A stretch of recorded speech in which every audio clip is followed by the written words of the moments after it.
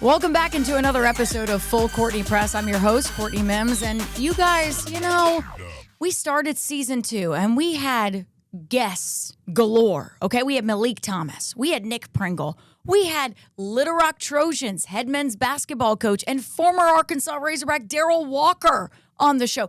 You guys said, Courtney, when are you bringing on Coach Billy Mims? When are you bringing that man back on the show? And I said, wow, okay. I guess this is the most requested guest from season 1, and he's back for season 2. Billy Mims, yes, Hall of Fame basketball coach. Also, he is my dad. And yes, he is the best at breaking down all things hoops with me as well. So, hey, thanks for coming on the show again. Dad, I like your shirt. I like your Razorback shirt. I think you know who gave me this shirt. So I'm an official Arkansas Razorback fan and commentator now. Commentator thanks to you. Fan thanks to your fiance. And I know he loves that you wear that shirt all the time, so that's the best. And I'm glad you're wearing it on the show today because, hey, it's hard not to be a fan of the Razorbacks right now with how they're playing, right? I mean, you talk about those 2 exhibition games, and yes, they played good competition in exhibition play. They don't count for the record books, but I bet Calipari would have wished they would because that's 2 more wins for them against Cincinnati and Memphis. And then also, opening season win over Southern, and I get it. It's a SWAC team, but hey, they won the regular season in the SWAC last year, so they're not, a pushover. And they just dominated them. 109-77, the final score. Dad, we're going to break this game down first before we get into the big one this Saturday against Michigan State. But look, we're going to talk about this game for just a second because you go up and down this stat sheet and you're just like, whoa. Okay, there's a lot to talk about. One, Trevin Brazile, as advertised. This is a guy that I said before the season starts, he looks better than ever. And people went, Courtney. You've said that every season before going into, you've said that every season. And I said, I get it, but this is a guy that came back for another year because he said, you know what? I want to. I feel like I could improve. I feel like I can get better and I can play in the league. And you look at that stat line, he had 25 points in the game, 11 rebounds. He had 1 assist, 1 steal. He was 8 of 10 from the free throw line, 1 of 3 from the 3, 8 of 14 from the floor. Not a bad stat line from Trevin Brazile. Dad, I mean, you got to like that this guy came back, and then you got to like how he showed out in that first game, right? You got to like his loyalty, number one. He's a Razorback through and through. And that's, in this day and age, that's a nice thing. There's so many one and dones out there, or so many transfers. Trevin Brazile, he's a Razorback. And I guess lucky number 7 is going to be the best one yet. I mean, he's known for changing his number and doing something different. So he's not wearing the same number he wore last year or 2 years ago. But number 7 might be the lucky number for Trevin this year because, he brings so much athleticism to the team, so much length to the team. He runs the floor like an antelope. He plays above the rim like he's on a skyscraper. He's like a guy that's building a construction worker on a rig, building a skyscraper, because he's the one guy in the gym that's going to be above the rim offensively and defensively all night long.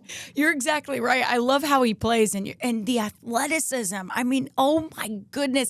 He and you can see that it's paid off, that he's been in the weight room this summer, that he's been putting in the work. That's what Cal said he's done. That's what he's gone out there and shown just in a few games, and especially this opening win over Southern, that he's ready to show, hey, I'm Trevin Brazile. I want to play in the NBA. You're going to see that this season. I love it. Dad, this Courtney, team. I mean, it's a credit. It's a credit to Arkansas strength coaches, right? Yeah. But also a credit to how hard Trevin has worked, okay? And if you look at it, you said a moment ago, he's made a statement, I want to play in the NBA. Guess what? Now he has 2 things in his favor. He's always had NBA athleticism. Now he's also got an NBA body. Oh yeah. He looks real good. And we could just spend the whole show talking about Trevin Brazile, but it's not just Trevin Brazile on this team. This team is stacked Dad, stacked. There's a reason why I think this team can go to the Final Four. Up and down the roster, they look good. And I'm going to go back and talk about the dynamic duo of the freshmen in Darius Acuff and Malik Thomas. Dad, I got a chance to sit down with Malik, and he was so confident. I asked him, hey, Malik, is there a guy in the NBA you look up to that you mimic maybe your game after? And he goes, no one. My game is so unique it can't be replicated. I went, Dad, I went, oh my goodness, this guy has confidence, but his game backs it up. His game backs it up. This is a guy who can score at all three levels. Come on, he can. He can score at all three levels, but not only that, he can rebound. He can get back, play defense. He had 4 steals against Memphis. He's all over the place. It's crazy. I love watching this guy play. In that game against Southern, he had 21 points.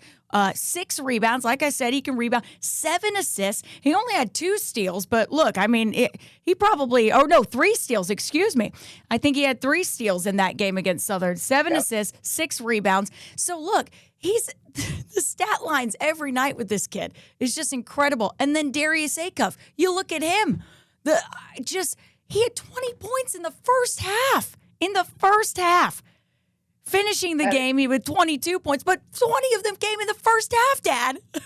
Yeah, but he scored 14 of those 20 in like the last 3 minutes of the first half. Yeah. You talk about freshmen taking over a game in the final 3 minutes of the first half when it was it wasn't really a close game, but it was closer. And in the final 3 minutes, Darius Acuff just took over the game offensively. You're talking about 2 guards that are freshmen that came in and played like superstar veterans, okay? They both score over 20 points in the game, one on 22, one on 21. They both shot efficiently. I mean, Malik Thomas comes off the bench and yet ends up taking more shots than anybody in the game. He took 15 shots from the floor, made 7 out of 15, almost 50%, 40% from behind the arc, 4 out of 10, 75% at the free throw line. As you said, he rebounds. He scores, he gets assists, he gets steals. And guess what? For a freshman ball handler, he doesn't turn the ball over a lot either. It's incredible. Dad, I said this before the season started. You know why I like watching him play? And also Darius, too, because you could say this about both of them. They're fearless. They're fearless out there. They don't think of themselves as freshmen. They don't think of themselves as the new kids on the block. They don't get in their heads, okay? They're not sitting there going, "Oh, I missed that shot. Oh, I'm not going to take another one. Oh, and it's compounding." No. They're playing like vets out there. Nick Pringle, who has played in this league a long time, Dad, South Carolina, Alabama, let's be honest. That kid's played college basketball a long time. He sits by them in the locker room, and he says, I learn from them. I love sitting by them and taking their knowledge. Does that impress you? I mean, you've been coaching for a long time. That's got to impress you, right, about these 2?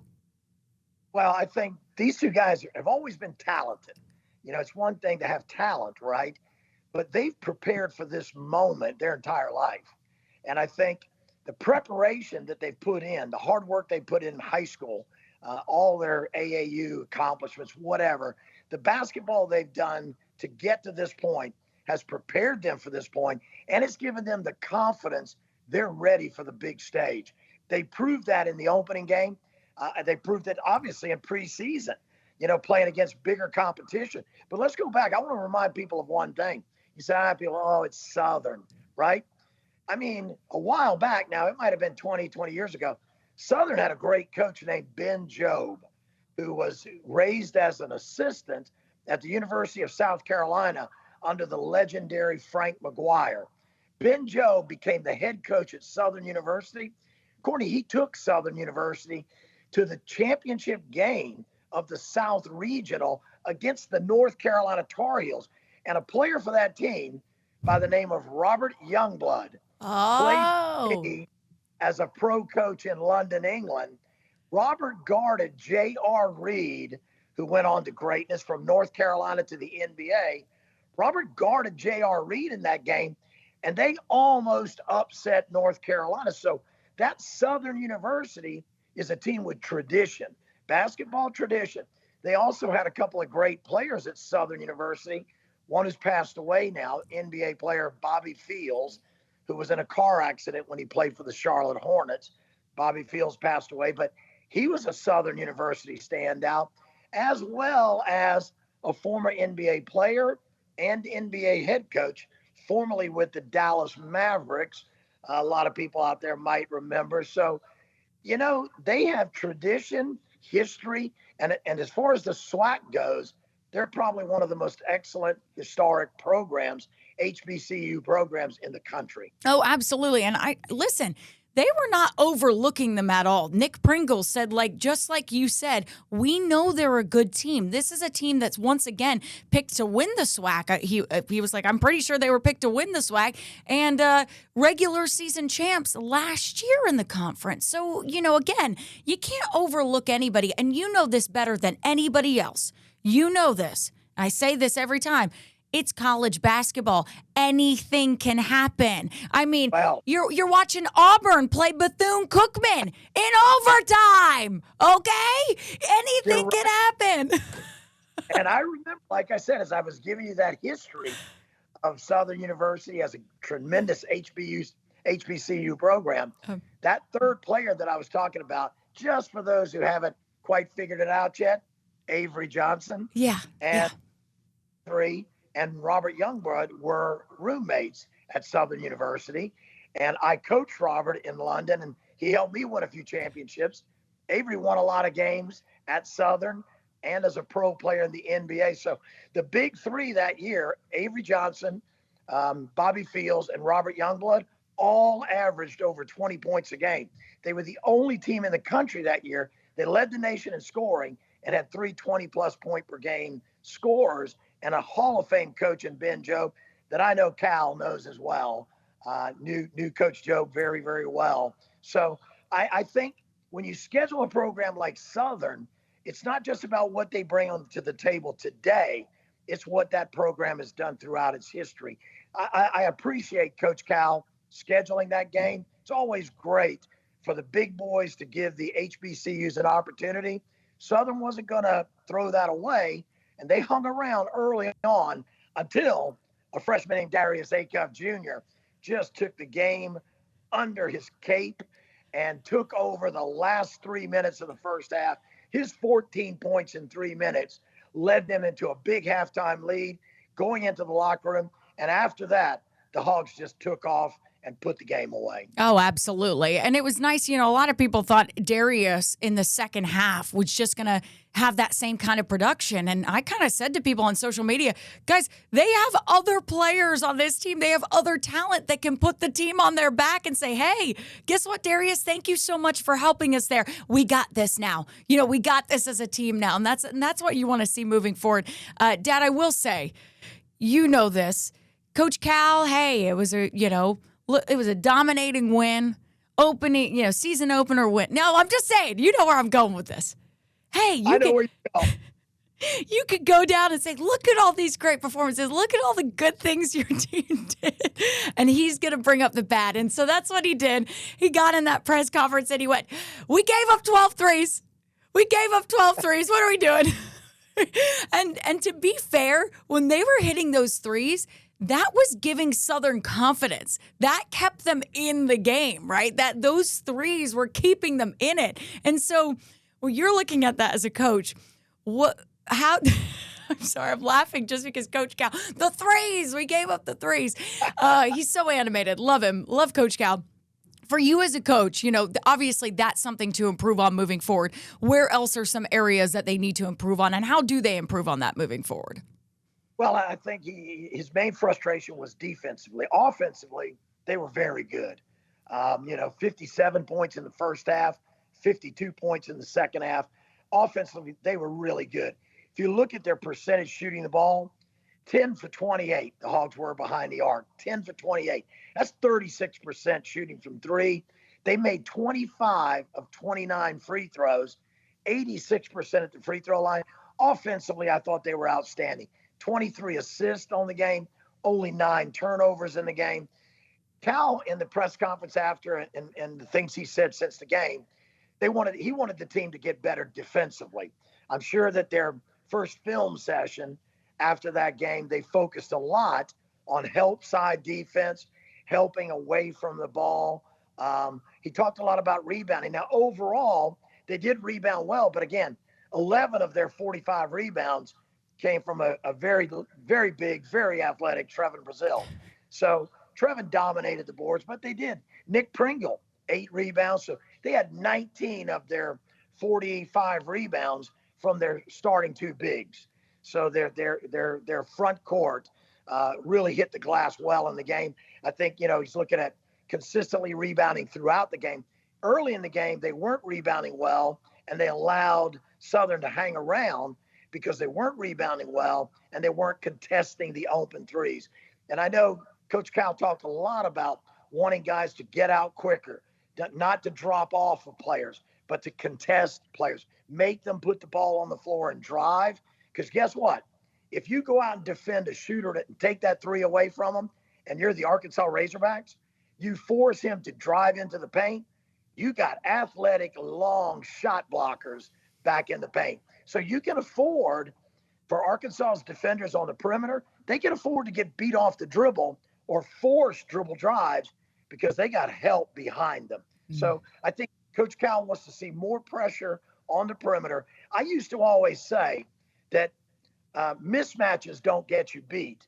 Open shots get you beat. I think Cal's frustration in that regular season opener, they gave up too many open shots, too many good looks. And again, they're going to continue to play better teams. They're playing the entire Elite 8 this year, right? So they've got to clean that aspect up and stop giving up open shots, good looks that result at the highest level in easy scores. Yeah, and we're going to talk about that because they can't do that against their next opponent, okay? Because they'll take advantage of that. And you guys know who I'm talking about. It's this non-conference slate for this team. Man, you know Cal thinks he has a good team when he schedules all of these tough teams. The entire field from the Elite 8 they are taking on this season throughout the entirety of the season. That's crazy to me. But they face their first real true test of the regular season this Saturday when they take on 22nd ranked Michigan State. We're going to talk about what the Spartans bring to the table and how Tom Izzo felt about their opening win over Colgate. I'll tease this. Just like Coach Calipari, Tom Izzo said, yeah, I know it was a win, but we got to get better. So we're going to talk about that coming up next on the show. Stay with us. More Full Courtney Press after this.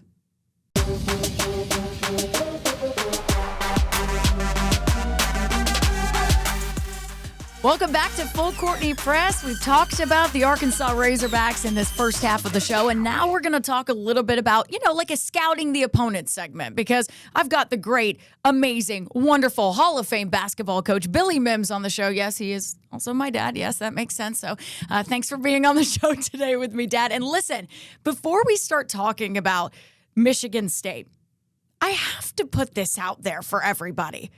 You're a great person to talk about Michigan State and Tom Izzo because you have faced Tom Izzo coaching one time.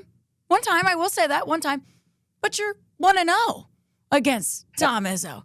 So, he's never been able to beat you, according to my stats.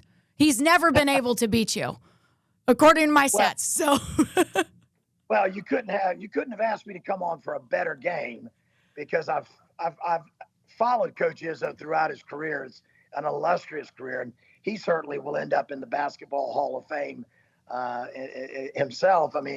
But at the end of the day, I'm probably the one guy that you could have brought on to break down the Michigan State Spartans that is undefeated against Tom Izzo. And as you said, not because I haven't coached against him, I am 1-0. When I was the head coach of the London Leopards, coaching professional basketball in England, Tom Izzo and his assistant coach at the time, Tom Crean, were selected to coach the Big Ten All-Stars, and they took a lot of their Michigan State talent that the next year went on to the Final Four, a lot of NBA guys, and the best of the Big Ten Conference, and they brought them to Europe for a short summer tour. And so we played the Big Ten All-Stars in Stevenage. just north of London. And suffice it to say, we beat them pretty good. So, yeah, I mean, it is one of those trivia questions, but I'm 1-0 against the great Tom Izzo. I just had to throw it out there for people. If I can't brag on my dad, who can? Okay, who can? All right, I love it. Hey, we give all the credit to Tom Izzo. What a fabulous coach. But look, just like unbelievable. But just like Coach Cal, the best coaches do this. You know this too, Dad. I've seen you get really ticked off when your team has won a game and won very sloppy. And so he was ticked off, even though they went out and beat Colgate. Okay, they beat him. It was a bad first half. Okay, I mean, goodness gracious, Colgate. They would not stop hitting threes. I was going, oh my gosh, they just keep nailing them. And so you could see as I was getting annoyed at that. But then it was the second half where they got things together and they pulled away for the win, 80-69 over Colgate.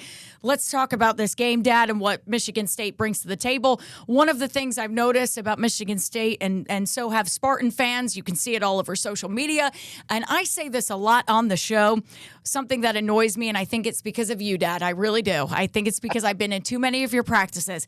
Free throws. They're called free for a reason, folks. They are free shots, okay? They're free throws. Michigan State, not very good in even in their exhibition games, right? Because in this last game against Colgate, they got to the line 37 times. They only made 24 of those free throws. That's what, about 65%? Am I right on that, 65%? Well, Courtney, in the UConn game, which Tom Izzo talked about the UConn game as being one of the ugliest games with more fouls than he'd ever seen called in a college basketball game. The combination between the two teams, between UConn and Michigan State, they shot 74 free throws in the game. Michigan State shot 44 free throws, only making 29. So against UConn, they made 29 out of 44 free throws. Against Colgate, they were 24 of 37 free throws. He said in the press conference after the Colgate game, we got a lot to fix after that game. And if we don't, number 14 Arkansas is coming into the Breslin Center on Saturday night. And you know what? If we don't fix some of our problems, we are really going to get embarrassed on Saturday. And when Tom says embarrassed, I would not have wanted to be in his film session after the Colgate game. No. I watched that press conference just like you, Dad, and I said, he is mad. And he said, I think he just said, I'm not hitting the panic button. I'm not panicking. I'm just mad. And I went, oh no. It's like a parent, when you would tell me when I did something bad, Dad, and you would go, I'm not mad, I'm just disappointed in you. It would hit worse than when you were mad at me. So. But you remember, we used to always talk about the look, right? The look, right? And the look, you didn't have to say anything.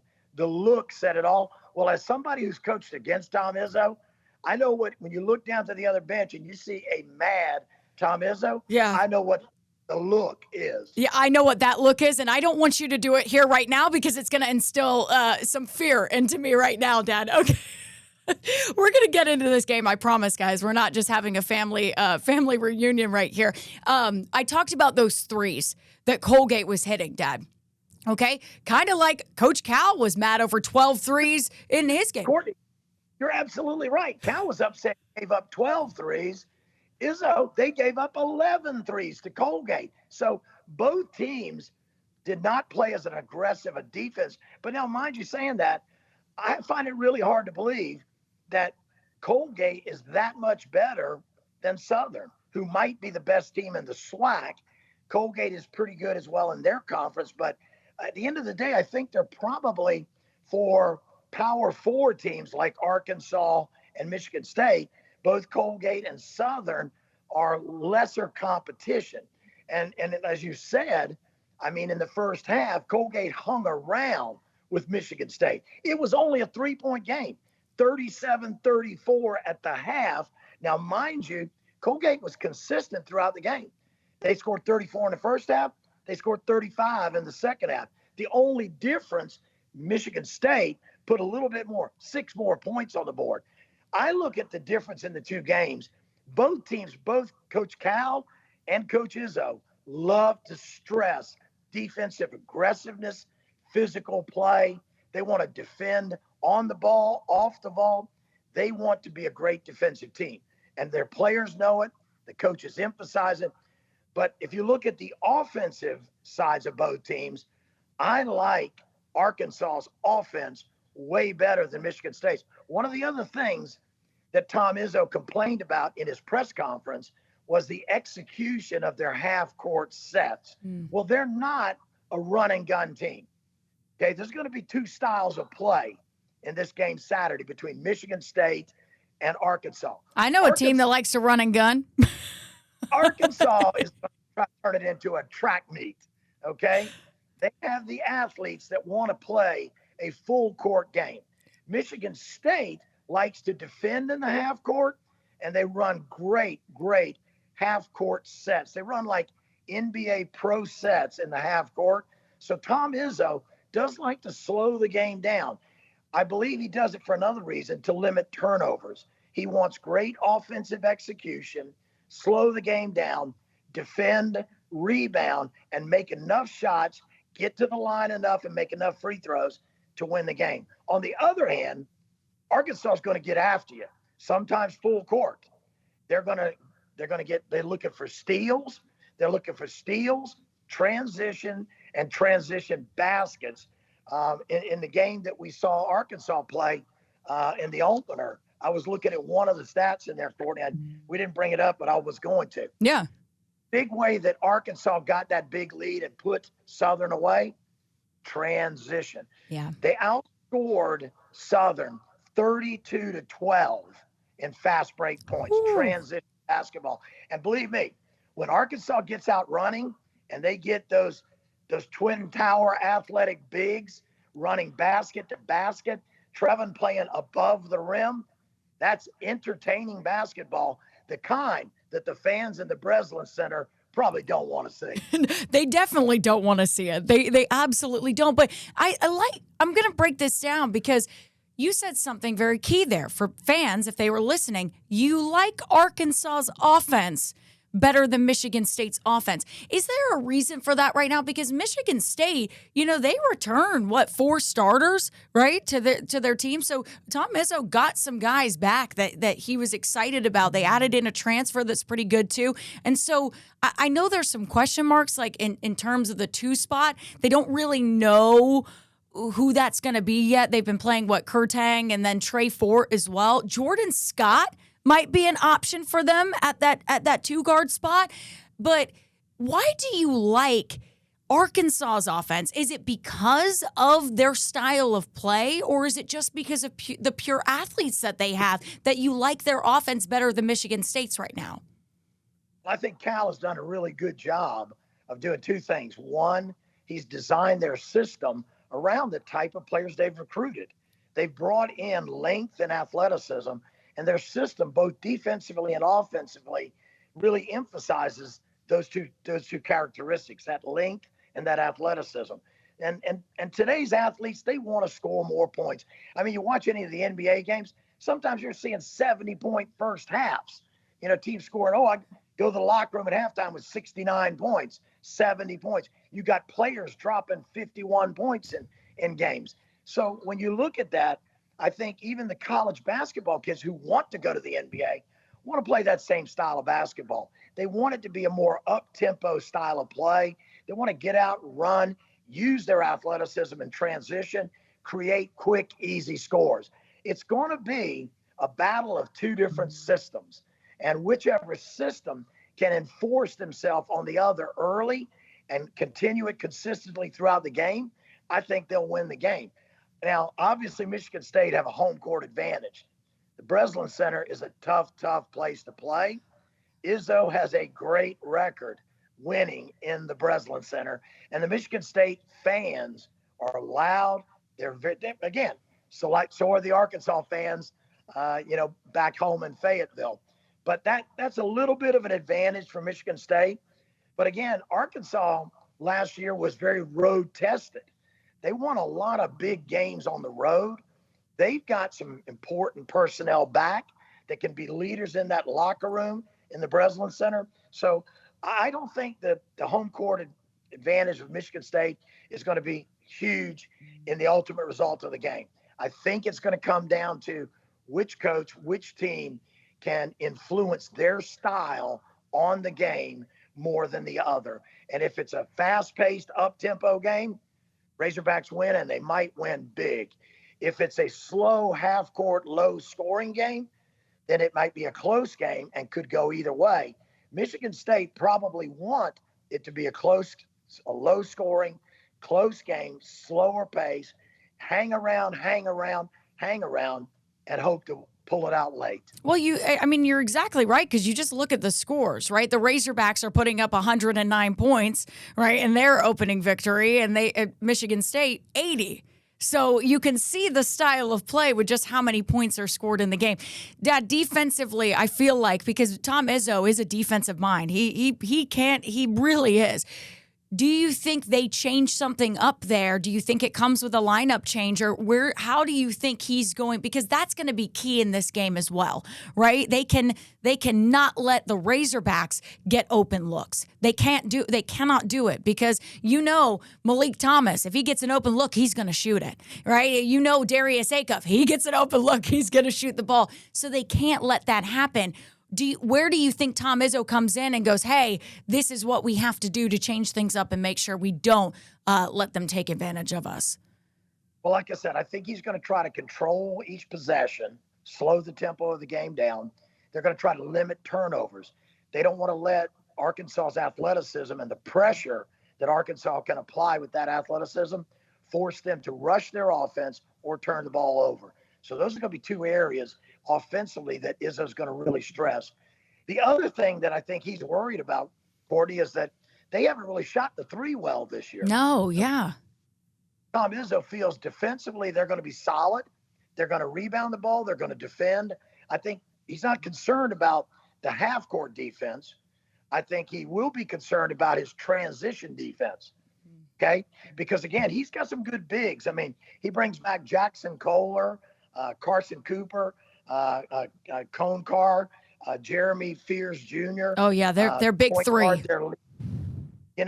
They've got four returners that in their opening game all scored in double figures. And Jackson Kohler had a double-double, 16 points, 50 rebounds. But only three players shot a three, right? Only three guys, right? Actually made a three. Made a three. Okay, made a three. They were 6 for 21. So I think, remember now, they're going to take less shots in a game because of their style of play. They have less possessions in a game because of their style of play, which means they get less shots. Arkansas's up-tempo creates more shots. If you look at it, in the Arkansas game against Southern, they had 73 shots in the game. In the Michigan State game against Colgate, only 60 field goal attempts for Michigan. Arkansas shot 13 more shots, but most of that was, again, what they were doing in transition, okay? I think the defensive area for Tom Izzo to worry about, transition D. Can they limit Arkansas's fast break scores, quick, easy baskets in transition? They got to get back. Now, saying that creates another problem offensively for Michigan State. Because if you're worried about getting back on defense, you can't crash the offensive glass the way they like to. Yeah. They are a court-oriented team. They like to run their half-court sets, execute them well, get a good look at the basket. But if they miss, they focus on crashing the offensive boards. They like to go. Against Colgate in that opening game, they had 19 offensive rebounds, 19 second chance opportunities. If you're worried about your opponent beating you down the floor in transition, you can't crash the glass as hard as Tom Izzo would like to. So that causes a problem for Michigan State if they're worried about transition from the Razorbacks. All right. I asked you the keys to victory, right? So here's my question for you. I'm going to end it on this. Who you got in the game? Do you think Arkansas will be able to pull this one out, or do you think it's going to be Michigan State? I mean, it's going to be I feel like it's going to be close. I really do. I think you're right in one sense. It can be close if Michigan is able to execute their game plan. Okay. Because their game plan will be to slow it down, make it a half-court basketball game, limit Arkansas's opportunities in transition, and hang around until they win it late. That will be Michigan State's game plan. On the other hand, if I'm Cal and I got that length and that athleticism and the way those boys are running the floor and entertaining the crowd, remember somebody said this might be a record-setting year for slam dunks. Yeah. And I mean, Trevin Brazil had one the other day that even Coach Cal jumped up in the air when he dunked it, because he was like sky high, almost above the backboard when he went to dunk the basketball. So I believe Arkansas could win this game and maybe even win it big. You know, and when you say big against another ranked opponent, that doesn't mean you're going to beat them by 30. No. Okay. When I say big, I mean it could be a double-digit game for Arkansas if they can exert their will defensively with their pressure. I know Coach Cal's worried about giving up threes, but so far Michigan State hasn't proved they can make the three. So maybe they can sag back. But what they got to do is create tempo. Limit Michigan State to one and done. Yeah. One shot, make it or miss it. Arkansas has to control the glass and push the ball down the floor. Make Michigan State get back in transition. And I think Arkansas is going to be looking for getting stops, creating tough shots, limiting Michigan State to one shot per possession, but getting out and running that transition and creating lots of quick opportunities. Finally, lastly, defensively for the Razorbacks, look for them to pressure the ball and try to create a lot of steals. Those steals make it really difficult to stop a fast break. Yeah. When you steal the ball, it's hard to get your post players back ahead of Arkansas's athletes. So I think you'll see a lot of pressure on the basketball all around the floor by Arkansas. And I would think a stat that doesn't always show up in the box score that you want to look out for in this game. Okay. Deflections. In other words, is Arkansas putting so much pressure on the ball and those length and athletic defenders are getting deflections. Deflections lead to steals. Steals lead to dunks. Oh, and we love the dunks. Well, keep the dunks coming. All right, I love it. It's fun basketball, right? To watch. Who doesn't like to go to Bud Walton Arena and watch some dunks? Look, what you're saying here, Dad, because we're running out of time, is that you have Arkansas winning. Great, wonderful. I'm glad all the fans heard that right there.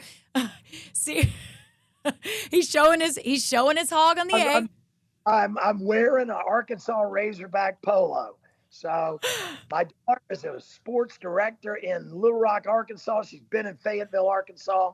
I have a lot of respect for Coach Cal and his coaching staff.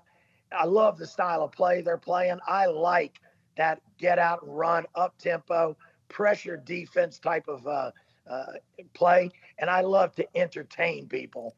And I think of the two styles of play, Arkansas certainly has the more entertaining style. And I hope that's the factor that gets them a big win this Saturday. Hey, we love the 40 minutes of hell here, don't we? So, I think Coach Cal taking a little Nolan Richardson playbook right there. And they like to play aggressive, I'll tell you that. And when they play that aggressive physicality up front in the beginning of the game, that's what is the recipe to success for them. We saw Memphis out-physicaled them very early on, and it was like Arkansas went, whoa, this is crazy. What is happening? But they kept in it. They just broke them down. They wore them down. They said, all right, you can't beat us at our own game here. No, we're going to be aggressive and physical. You just hit the nail on the head, too, when you just said about the physicality. Yeah. Okay. Because that's what Michigan State is going to bring. Yeah. Michigan State will be more physical, I think, than Arkansas. Arkansas will be more athletic and more aggressive because they're just quicker, longer, more athletic. Michigan State will be physical because that's Tom Izzo's MO. Yeah. Physical defensive play, physical attacking the glass on both ends, execution in the half-court offense. That's what you're going to try to get out of Michigan State. Again, look at the amount of free throws. 74 free throws shot when Michigan State played UConn. I'm hoping we don't see a 74 free throw game Saturday because those aren't really fun to watch. No. Stop blowing the whistle. Let these guys play. Let the physicality of Michigan State or the athleticism of Arkansas, let those two things decide the winner of the game, not the whistles blowing constantly throughout the night. Yeah, but I'll say this: I'll take if they want to foul Arkansas, fine. You know, do you get them to the line? I'd take Arkansas's free throw shooting over Michigan State's right now. I know Tom Izzo's been in the gym with them saying you're not leaving until you make 30 in a row or 50 in a row. I don't know how many is too evil to make them hit in a row, Dad. But thank you. We're running out of time, Dad. But thank you so much for joining me on the show. Like we said before, Arkansas plays Michigan State this Saturday right here. You can watch it on Fox, so make sure you watch Fox 16 for that game, 6 p.m. on Saturday. We'll have you covered with all the highlights, and of course, we'll do a breakdown on Full Courtney Press coming up next Wednesday. But that's going to do it for us here on the show. We'll see you next Wednesday to break down more Razorback basketball.